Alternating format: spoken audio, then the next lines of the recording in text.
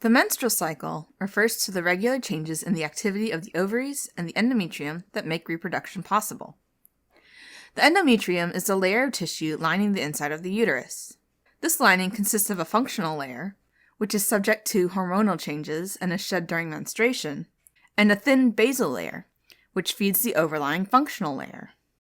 The menstrual cycle actually consists of two interconnected and synchronized processes: the ovarian cycle, which centers on the development of the ovarian follicles and ovulation, and the uterine or endometrial cycle, which centers on the way in which the functional endometrium thickens and sheds in response to ovarian activity. Menarche, which refers to the onset of the first menstrual period, usually occurs during early adolescence as part of puberty. Following menarche, the menstrual cycle recurs on a monthly basis, pausing only during pregnancy until a person reaches menopause, when her ovarian function declines and she stops having menstrual periods. The monthly menstrual cycle can vary in duration from 20 to 35 days, with an average of 28 days. Each menstrual cycle begins on the first day of menstruation, and this is usually referred to as day 1 of the cycle. Ovulation, or the release of the oocyte from the ovary, usually occurs 14 days before the first day of menstruation. In other words, 14 days before the next cycle begins. So for an average 28-day menstrual cycle, this means that there are usually 14 days leading up to ovulation, in other words, the pre-ovulatory phase, and 14 days following ovulation, i.e. the post-ovulatory phase. During these two phases, the ovaries and the endometrium each undergo their own set of changes, which are separate but related. For the ovary, the 2 weeks leading up to ovulation is called the ovarian follicular phase, and this corresponds to the menstrual and proliferative phases of the endometrium.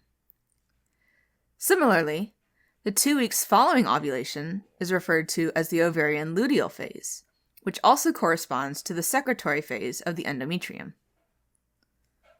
So let's first focus on the pre-ovulatory period, starting with the ovarian follicular phase. This phase starts on the first day of menstruation and represents weeks 1 and 2 of a 4-week cycle. The whole menstrual cycle is controlled by the hypothalamus and the pituitary gland, which are like the masterminds of reproduction. The hypothalamus is a part of the brain that secretes gonadotropin-releasing hormone, or GnRH, which causes the nearby anterior pituitary gland to release follicle-stimulating hormone, or FSH, and luteinizing hormone, or LH. Before puberty, gonadotropin-releasing hormone is released at a steady rate, but once puberty hits, gonadotropin-releasing hormone is released in pulses, sometimes more and sometimes less. The frequency and magnitude of the gonadotropin-releasing hormone pulses determine how much follicle-stimulating hormone and luteinizing hormone will be produced by the pituitary.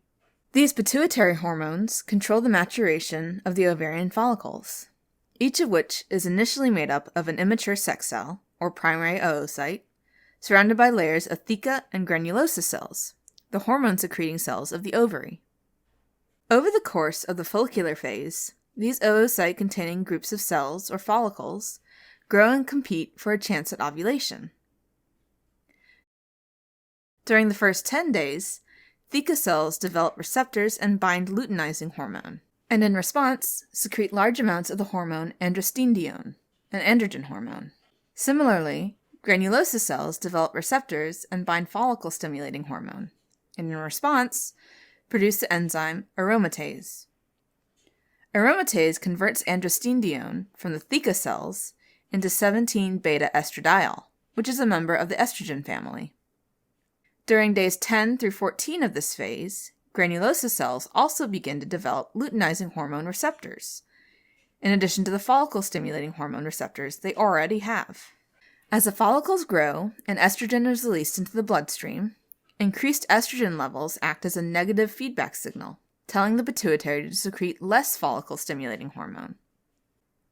As a result of decreased follicle-stimulating hormone production, some of the developing follicles in the ovary will stop growing, regress, and die off.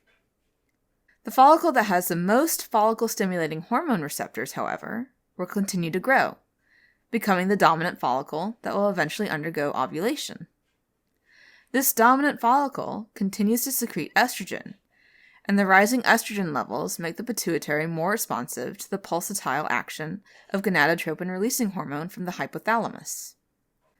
As blood estrogen levels start to steadily climb higher and higher, the estrogen from the dominant follicle now becomes a positive feedback signal. That is, it makes the pituitary secrete a whole lot of follicle-stimulating hormone and luteinizing hormone in response to gonadotropin-releasing hormone. This surge of follicle-stimulating hormone and luteinizing hormone usually happens a day or two before ovulation and is responsible for stimulating the rupture of the ovarian follicle and the release of the oocyte. You can think of it this way. For most of the follicular phase, the pituitary saves its energy. Then when it senses that the dominant follicle is ready for release, the pituitary uses all its energy to secrete enough follicle-stimulating hormone and luteinizing hormone to induce ovulation.